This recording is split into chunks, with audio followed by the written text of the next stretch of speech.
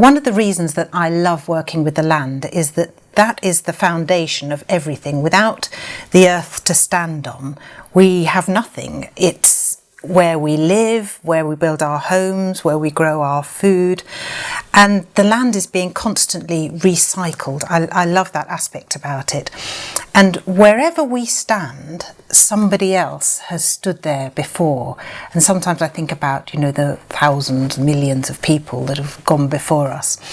And just before Christmas, the Modern Slavery Garden team took a day trip out to the North Downs because we wanted to visit the Wilberforce oak tree that we'd heard about.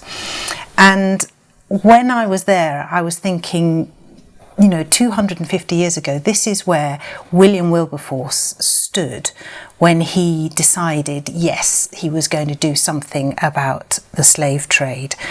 And he was taking a walk with his friend, William Pitt, who he was staying with at the time. And I'll just read you what he said. This was in 1787, and he was still a very, very young man, 28-year-old. So Wilberforce wrote in his diary, "Just above a steep descent into the Vale of Keston, I resolved to give notice in the House of Commons of my intention to bring forward the abolition of the slave trade."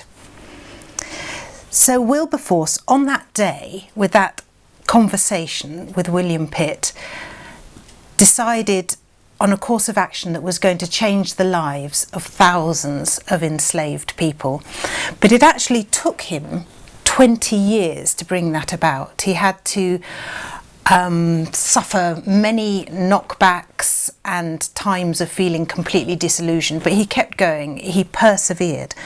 And that's something that I've thought about the Modern Slavery Act that was passed last spring, 2015, that it would be very nice for us to think, okay, the Slavery Act has been passed, job done, we can all go home and everything will be hunky-dory.